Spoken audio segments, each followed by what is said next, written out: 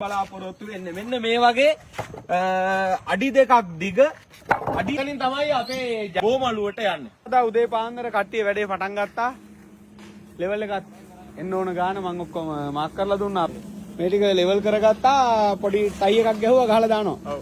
අනිවාර්යයෙන්. අර පැත්තේ ඔන්න බැම්ම ෆිනිෂින් කරන්න කට්ටිය වැඩ දැන් පටන් ගන්න තියෙනවා. ඒතර දැන් අද විශේෂිත තේපැන් සංග්‍රහයක් තියෙනවා කට්ටියට. අනුර ඔයාලා මොකද්ද මේ කරන්න කියලා රට්ටුන්ට හිතා ගන්න බැරුව ඉන්නේ. ඈ ගල කරලා යන්නේ. අයියා මොකද්ද කරන්නේ මේ අතර? ගල් පෙල්ලනවා. අපි මේක එලි කරමුද රටට? අන්න කරමු. හෙටවත් එලි කරමුද? හා. මේ ඉතින් නගින්නේ අපේ සුද්ද අයියා, චතුරංග අයියා. කට්ටියම වැඩ මේ සමත මණ්ඩලයට දාලා යථාර්ථ දෙදෙනා සමගිය මොකද ඩොනල්ඩ් ට්‍රම්ප්ගේ අපිත් මැදිහත් වෙලා ඉන්දු පාකිස්තාන සමගි කරා වගේ අපි සමගි සන්දානය නේ රාජා. අපි බොහොම අමාරුයි වලා සමේ මොකද සාම කමිටුව හිටියනේ. ඔව්. ඈ රාජා. කවරින්ගෙන් අපිට ඒක බලන්න වෙනවා. ලස්සනට කණ්ඩායම් හැටියට ලස්සනට ඔන්න දැන් වැඩේ වීගෙන යනවා. කො නෙල්සන් මාමා රාජයා බලංගොඩ තේ බොන්නේ යන්. අද තේ බොන්න කතා කරද්දි මෙන්න මේ මට්ටමට තියෙන්නේ. කො මාමා ඇයි තරහ ගියේ වාට අර මොකද ටික ළඟට එන්න ඕනේ නැද්ද මාමා? ඔව් අතක ගයින්න බෑනේ මාමා බැම්මක්. දඩබඩ ගාලා ඉවර කරන්න ඕනේ අපේ සංගීතය නැද්ද මාමා? ඔව් ඇසලෙදි ඉවර කරන්න ඕනේ. දැන් කොහෙද මෙතන්නේ? වැඩ ගොඩ දැන් තේ බොන්න යන්න. නාගේද රෝස්? ඇක්ටිම්බර්ග්. කාගේද රෝල්ස්? ඇක්ටිම්බර්ග් රෝල්ස් සහ මොනවද? රෝල්ස් තියෙනවා, බනිස් තියෙනවා, ස්පන්චි. අද තමයි මොනවද? නන්දම බලන්න යනවා යන්නේ. ජනතාව සූදානම් නැද්ද? වෙනවා අපේ ජනතාව දැන් කැම්ප් බීම් වලට මොකුත් නැහැ. කහට එක විතරයි බොන්න නිසා මේ. අද අපේ නෙල්සන් මාම මෙතන කැමති මොනවද? වඩේ තියෙනවා රෝල්. ඒ වඩේ කැමති. අනික පෑන් රස. කන්න කන්නද මම? ඉතින් මාමට හරි. මේ දෙක. ආයෙත් මල්ලි මොනවද බලන්න. මේ ඔක්කොම හොඳයි. බලමුද බලමුද. බලංගොඩ මම බඩජාරි සෙට් එකක් බලංගොඩ ඉන්නේ අරියන්නේ ආයෙ වාහන හොදනේ. රාජේ මොනවද? උස්සන්නේ. මෙතනින් අත්තම අද අපිට වඩේ තියෙනවා, බනිස් තියෙනවා, ස්පන්ජි තියෙනවා, රෝල්ස් තියෙනවා. එතකොට අද අපේ ඔක්කොම වැඩ කරනවා 25ක් විතර සම්පූර්ණ ඔක්කොම ටීම් එක. එතකොට 28කට අපි ලැහැත් වෙලා තියෙනවා. අද තේපැන් සංග්‍රහයට අපිට දායකත්වය දෙන්නේ ඊශ්‍රායල් වල ජීවත් වෙන මගේ කල්යාණ මිත්‍ර විකුම් නදීෂාන් අයියා ඇතුළු පවුලේ අය. ඉතින් නෙල්සන් මාමා මේ කටයුත්ත වෙනුවෙන් දායකත්වය දෙන අයට ස්තුති කරන්න අදවත් කතාවක් පවත්වන්න මාම එන්න. අහගන්න මම ලස්සන. අපිට මේ 10 තේපැන් සංග්‍රහය කරපු කොහෙද? ඊශ්‍රායලේ විකුම් මහත්මයාට ගොඩක් පින් සිද්ධ වෙනවා. ගොඩක් thank you. ගොඩාක් thank you. දැක්කනේ හරිය. එතකොට නේ රාජා අපි දෙමළ භාෂා පරිවර්තක කෙනෙක් අපිට නැති අරුබුදේ දිනනවා. මේ මාර්නේ. දැන් ඔව් කැමති දෙකයි ඈ. ඕල් එකයි වැඩි එක. ශ්‍රී ලංකාවේ එන්න කොහොමද?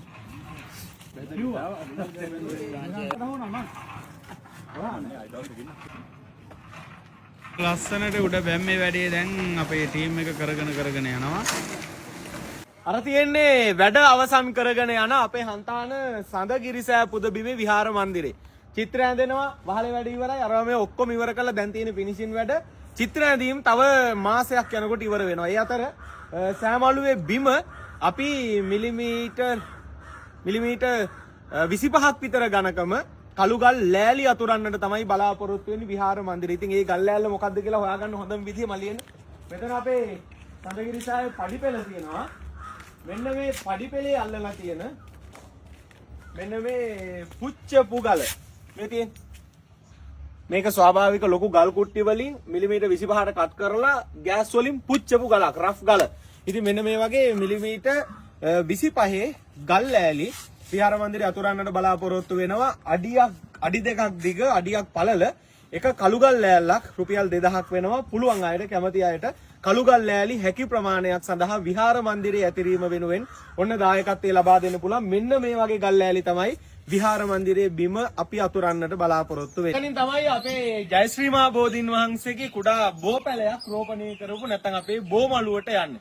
එතකොට බෝධීන් වහන්සේ ළඟ වැඩ කොටස අපි ස්වාභාවික ගල් කුට්ටි අර පැත්ත වෙනන්න මල්ලි කුට්ටි ගල් වලින් සම්පූර්ණයෙන් බැමි ගහගෙන අපි ස්වාභාවික විදිහට බැම්මේ වැඩ ඉවර කරලා තියෙනවා. මෙතනින් සඳකඩ පානේ සිට උඩ වැඩ ඉවරයි. එතකොට මෙන්න මේ බෝධීන් වහන්සේගේ ඉදිරිපස කොටසේ ඉදිරියේ අපි අඩි 60ක් විතර පළල අඩි 25ක් විතර දිග මලු 3කින් සමන්විතයි බෝමලුව. ඉතින් මේකේ අපි බලාපොරොත්තු වෙන්නේ අර පඩිපෙලේ තියෙන ගල් නෙවෙයි. මේ බෝමලුවත් අපි සම්පූර්ණයෙන් කළුගල් ලෑලි අතුරලා සම්පූර්ණයෙන් ෆිනිෂින් කරන්න බලාපොරොත්තු වෙනවා. යම්මලි අතන ගල් ටික පෙන්නන්න.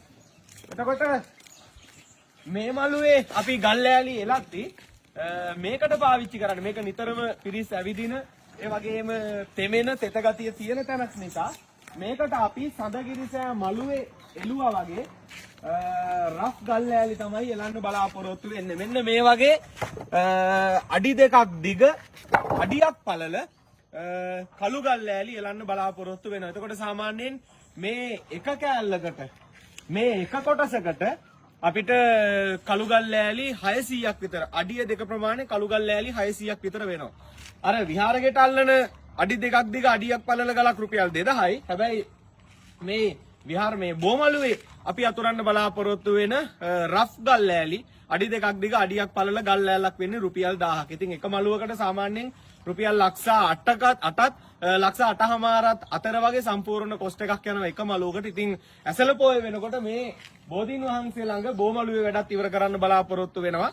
ඒ අනුව කැමතිනම් 3 දෙනෙකුට පුළුවන් අය පරිත්‍යාගශීලී අපේ කල්යාණ මිතුරන් අතරින් කිහිප දෙනෙකු 3 දෙනෙකුට මේ බෝමලුවේ මලු තුන වෙන්වෙන්ම බාරගෙන කළු ගල් ලෑලි අතුරලා එහි කටයුතු අවසන් කරන්න දායක වෙන්න පුළුවන්. එක මලුවකට සම්පූර්ණ කොස්ට් එක ගත්තොත් රුපියල් ලක්ෂ 9මාරක් විතර වැය වෙනවා. එතකොට මේ වගේ මලු 3ක් තියෙනවා. එහෙම නැත්නම් කැමති අයට කළු ගල් ලෑලි හැකි ප්‍රමාණයක් වෙනුවෙන් ඔබේ දායකත්වය ලබා දෙන්න පුළුවන්.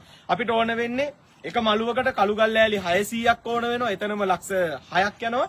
ඊට පස්සේ ගල් කුඩු ටික අවශ්‍යයි. ඊට පස්සේ සිමෙන්ති ටික අවශ්‍යයි. ඊට පස්සේ බාසුන් නැහැලට පඩි ගෙවීම ආදී කටයුතු මේ කාරණා 4 තමයි වැය වෙන්නේ. ඉතින් පුළුවන් අය බෝමලුවේ කළු ගල් ලෑලි ඇතිරීමට හරි විහාරගේ කළු ගල් ලෑලි ඇතිරීමට හරි පුළුවන් විදිහට දායක වෙන්න කියලා ආරාධනා කරනවා. මේ වීඩියෝ එකත් පුළුවන් හැමෝම ෂෙයා කරන්න කියලා ආරාධනා කරනවා හැමෝටම. අපේ සඳගිරිසෑය වැඩ ගොඩක් යනවා. රාජායා අද මේ භාගය ඉවර වෙනවන්නේ. එළිම මොන්න රාජායලා ගහපු බැම්මට වතුර අල්ලගෙන යනවා. අස්සන්න වතුර ටික දාගෙන දැන් අද මේක ඉවර කරගන්න ලැහැත්ති. කළු ගල් අදින එක අමාරු වැඩක්. ඒ වගේ වැස්ස සීතල මේ දේවල් ඔක්කොම එක. නමුත් අපිට තව අපි try කරන්න රාජායා 25 වෙනකොට බැම්ම ඉවර කරගන්න පුළුවන් කියලා අපි විශ්වාස කරනවා. ඒ කියන්නේ බරම වැඩි.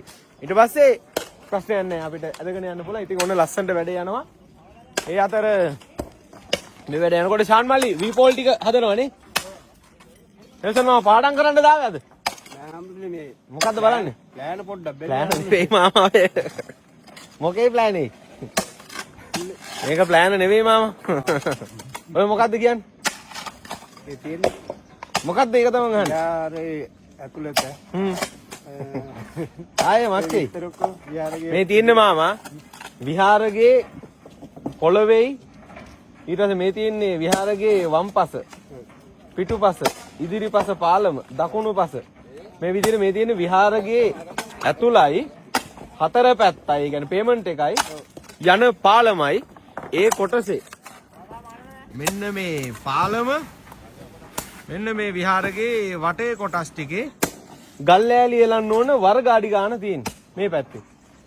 ඊට පස්සේ මේ තියෙන්නේ අපේ ජයශ්‍රීමා බෝධීන් වහන්සේගේ බෝපැලයක් රෝපණය කරලා තියෙනවා. එතන චෛත්‍යය ඉස්සරහා බෝමලුවේ 1 2 3 පැහැදිලිද? ඔව්. පඩි මේ මලු 3ක් තියෙනවා. 3 වර්ග අඩි ගන්න තමයි ඔය හදලා තියෙන්නේ. එතකොට ඒවට ගල් ලෑලි කොච්චරක් යනවද කියලා බලන්න ඔය ප්ලෑන් මේ මැනලා ඔක්කොම කරලා තියෙන්නේ. ඔයයිට පැහැදිලිද? පැහැදිලි අපේ මේ තමයි අපේ අලුත්ම ඉංජිනේරුතුමා. එහෙම නේද ජයල අයියා? කවුද ජයල අයියා මේ? ඉංජිනේර සඳගිරිසෑය. සඳගිරිසෑය ඉංජිනේර වෙන්න අලුත් පෝස්ට් එක. මේ විදිහට බර වැඩ ටික කරගෙන යන අපේ කණ්ඩායම ඔක්කොම 25ක් දැන් 30ක් විතර.